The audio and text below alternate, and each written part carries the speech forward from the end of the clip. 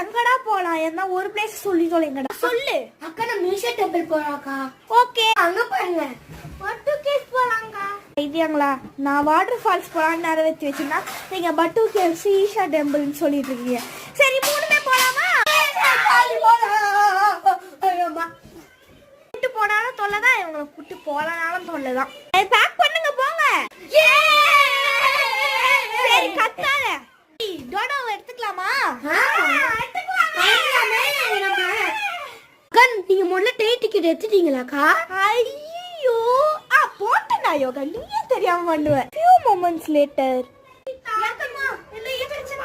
இல்ல heart beat